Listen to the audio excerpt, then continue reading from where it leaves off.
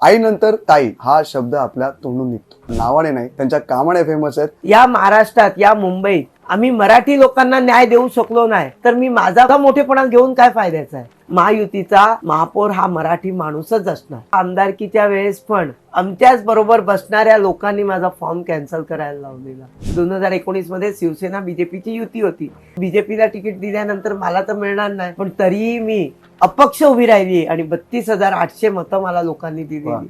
आणि पक्ष हा अजरा अमर असणार. हे शरीर नासवंत आहे, हे आज न उद्या जाणार, पण माझा पक्ष अजरा अमर राहायला पाहिजे असं वाटतं.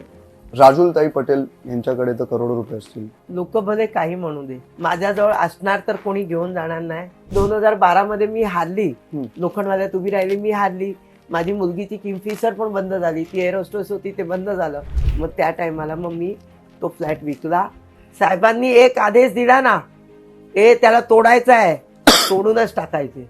अबू आसिम आझमी किल्ला कोर्टमध्ये साहेबांच्या विरोधात कोर्टात आलेला, त्याला चपलांनी मारलेला आहे आम्ही महिलांनी. साहेबांनी सांगितलं राहुल गांधीला काळे झेंडे दाखवायचे म्हणजे दाखवायचे.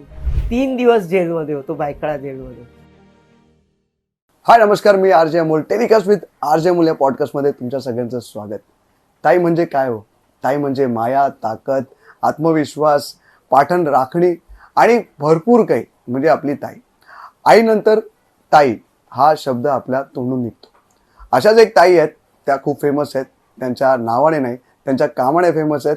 त्यांना अगदी लहानांपासून तर मोठ्यांपर्यंत सगळेच ताई म्हणतात. त्या आहेत जोगेश्वरीतल्या आपल्या सगळ्यांच्या लाडक्या राजुलताई पटेल. खूप खूप स्वागत आहे आज. नमस्कार. मॅम, मला तुमच्या परिसरात मी फिरत होतो आणि ठाण्यात, मुंबईत कुठेही जा, ह्या पूर्ण ठाणे हा जो मोठा परिसर आहे, मुंबई हा मोठा परिसर आहे, इथे तुम्हाला ताई ताई ह्या नावाने ओळख मिळाली.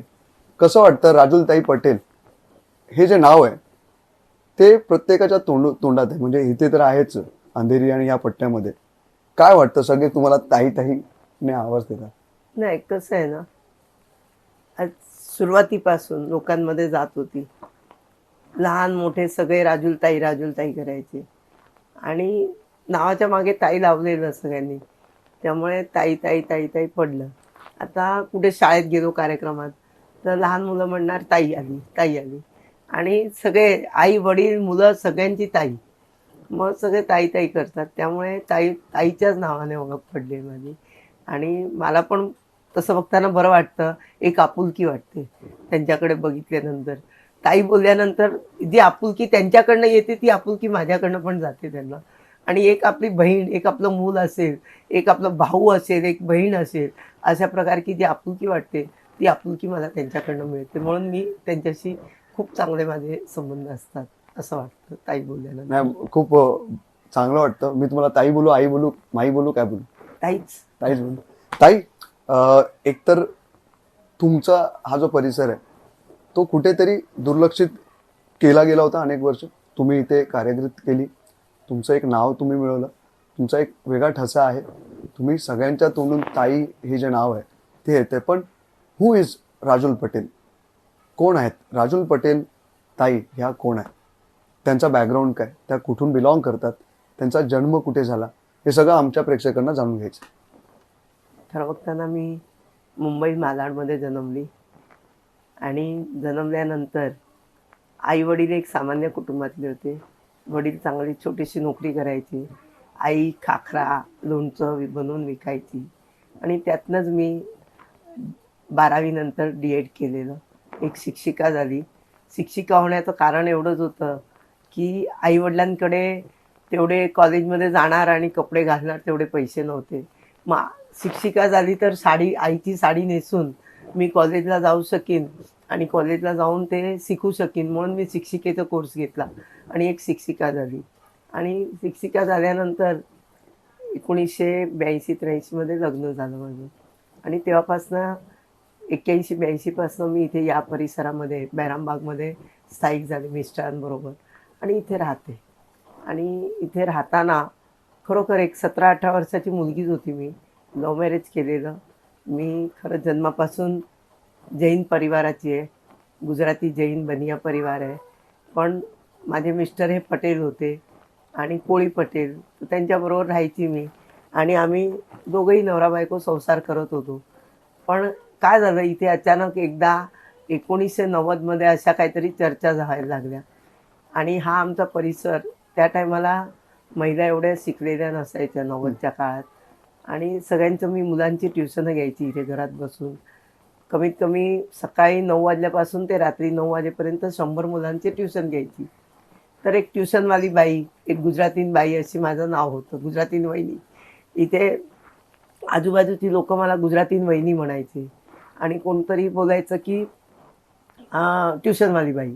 तर अशा प्रकारची एक छाप होती माझी आणि मला इथे 1990मध्ये जेव्हा कळलं की हा वॉर्ड लेडीज होतोय आणि इथे आमच्या इथे अण्णा खाडे म्हणून एक काँग्रेसचे खूप मोठे कार्यकर्ते होते.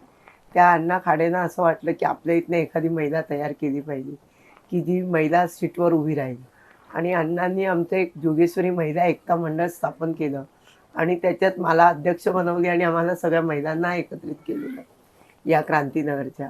आणि ते 1990 साली झालं. त्यानंतर 92ला निवडणुका आल्या, घोषित झाल्या आणि नेमका आमचाच वॉर्ड लेडीज झाला. लेडीज झाल्यावर इथे शिवसेनेतर्फे कोण नव्हतं, कारण काँग्रेसतर्फे इंदुमती पटेल होत्या, समाजवादीतर्फे तालिमनिसा सय्यद होती आणि शिवसेनेतर्फे कोण नव्हतं. मला सांगण्यात आलं की तू शिवसेनेतर्फे उभी राहा. त्या काळी आमचे आमदार होते शांताराम आमरे आणि जयवंत परब, माजी नगरसेवक. आता म्हणजे त्या टायमाला ते नगरसेवक होते. त्यांनी दोघांनी प्रेशर केलं आणि माननीय विनायक राऊत हे आमचे विभाग प्रमुख होते, त्यांनी मला तिकीट दिली.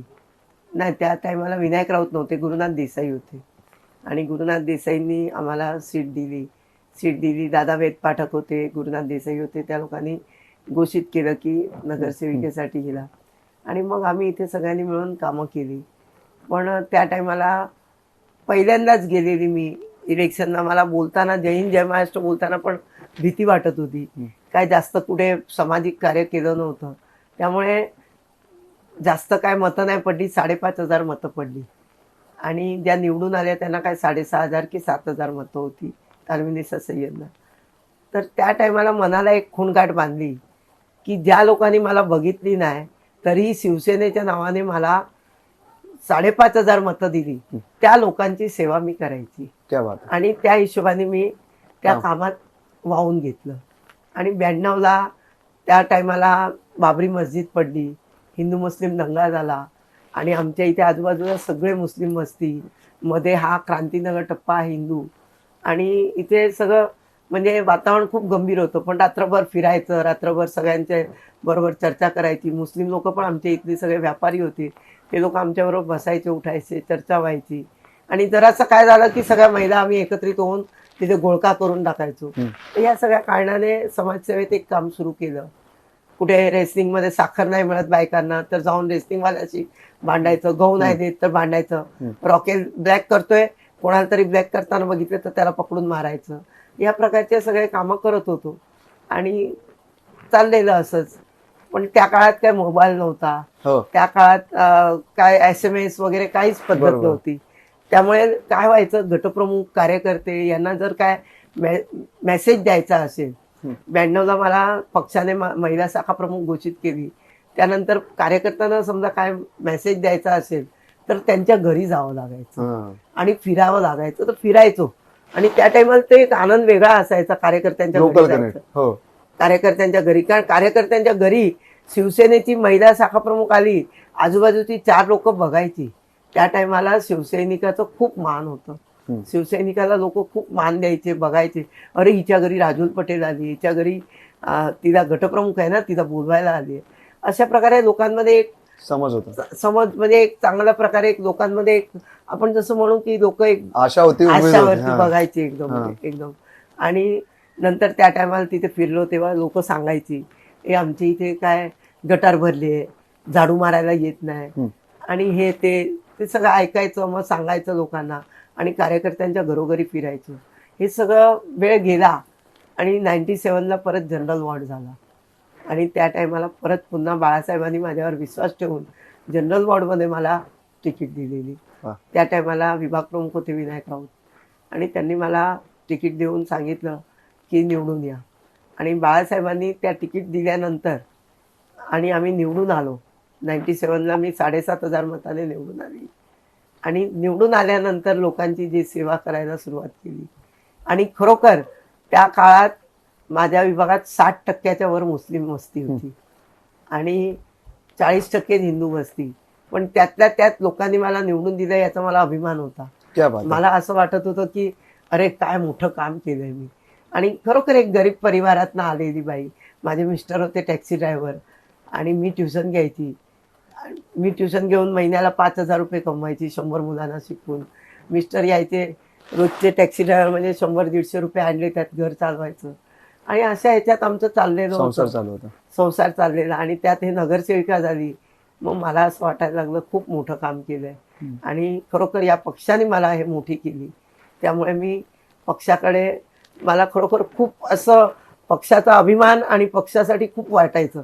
आणि म्हणून मी जे काही समजा बाळासाहेबांनी एखादा आदेश दिला की आज मुंबई बंद, हो. तर बस एखादी एक रिक्षा, आमचा संतोष कांबळे म्हणून एक ड्रायव्हर होता, रिक्षा ड्रायव्हर, तो आता वारलाय, तो नाहीये, पण त्याच्या रिक्षातनं मी जायची आणि गाडीत रिक्षात दगडं ठेवून द्यायची. आणि दगडं ठेवायची. माझ्याबरोबर गीता श्रीवास्तव नावाची एक बाई असायची, टिटू असायची, असे 2-4 पूनम असायचे, अशा 2-4 महिला असायच्या की त्या माझ्याबरोबर आम्ही रिक्षात बसायचो. पायाजवळ दगडं असायची.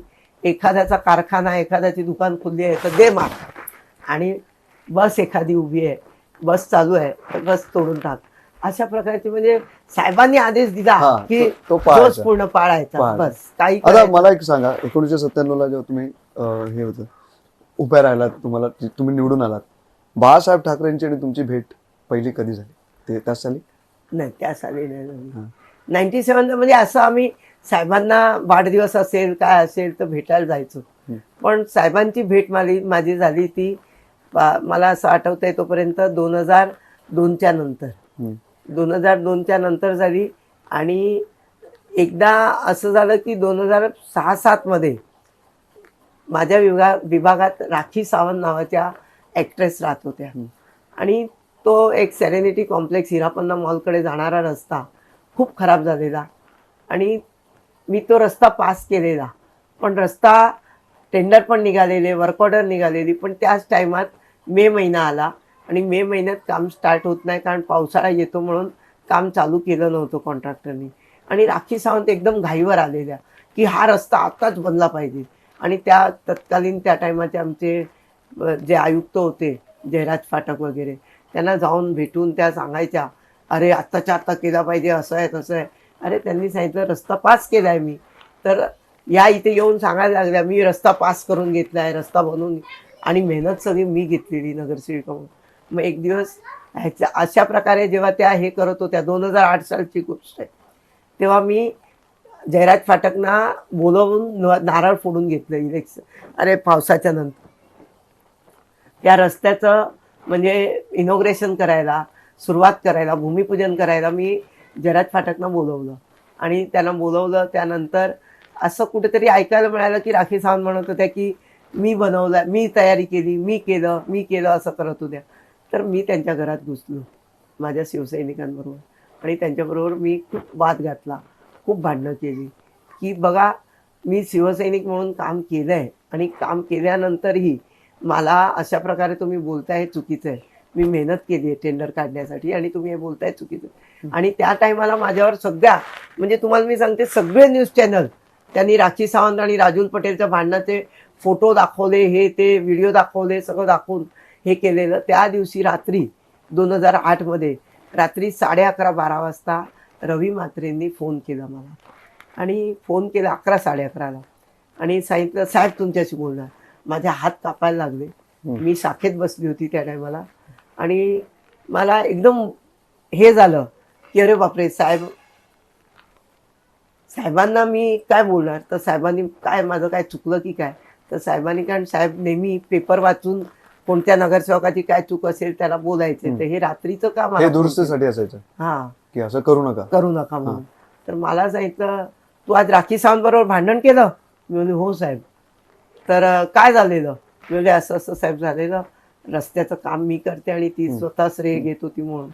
तर ठीक आहे बरं केलं, तिला नाचवली तिने भलभल्यांना नाचवलं, तू तिला नाचवली वा, आणि खूप चांगलं केलं. शाब्बास, अशीच कामं करत राहा. क्या बात आहे, क्या बात. हे जेव्हा साहेबांनी सांगितलं तेव्हा मला खूप बरं वाटलेलं. त्यानंतर 2012ला जेव्हा त्याच्यानंतर मी मला वाटतं राहुल गांधीचं वेळेस राहुल गांधीला काळे झेंडे दाखवायला साहेबांनी सांगितलं आणि मी पार्ल्याला बायदासमध्ये झेंडे दाखवायला काळी पूर्ण साडी नेसून गेलेली आणि पार्ला स्टेशनवरनं बायदास हॉलपर्यंत एका कार्यकर्त्याच्या बाईकवर बसून गेली. मी पोचली तिथे, बायदासच्या गेटवर जायचं आणि तेवढ्यात मला ओशिवराचा स्टाफ, ओशिवरा पोलीस स्टेशनचा स्टाफ तिथे होता. त्यांनी मला बघितलं आणि त्यांनी पकडून घेतलं आणि त्यांनी मला तिथे डिवायडरवरच दाबून टाकलं आणि हे सगळं म्हणजे चॅनलवर दाखवलं. तर रात्री दुसऱ्या दिवशी साहेबांनी मला बोलवून घेतलं आणि मला असं, हे तेव्हाचा फोटो आहे, साहेबांनी मला असं सांगितलं की तुला कुठे लागलं तर नाही, तुला कुठे त्रास तर नाही झाला यांनी मारलं तर? मी बोलली नाही साहेब, काहीच नाही. आणि त्या टायमाला त्यांनी रवी म्हात्रेंना सांगितलं हा माझा पठाण आहे, हा पठाण आहे. मी काळे झेंडे दाखवायला सांगितले, ती काळी साडी नेसून गेली तर खरी, तिथपर्यंत हिंमत केली ना. हा माझा पठाण आहे, ही केव्हाही आली हिला वरती आणायची, असं सांगणारे बाळासाहेब होते. आणि खरोखर त्या टायमाला साहेबांनी माझं नाव म्हणजे एक रणरागिणी, एक वाघीण अशा प्रकारचं माझं नाव ठेवलेलं. आणि 2012मध्ये मला माझा वॉर्ड ओबीसी झाला, ओबीसी जेंट झाला आणि मी ओपनमध्ये येते. तर मला लोखंडवाल्यात लेडीज सीट होती, तर लेडीज सीटवर मला पाठवली आणि तिथे मी 180 मताने पडलेली. रात्री 11 वाजता साहेबांचा फोन आला, तू पडली कशी? तू पडली नाही पाहिजे होती, तू आमचा वाघ आहे, तू नाही पडली पाहिजे होती, तुझ्यावर माझी खूप अपेक्षा होती.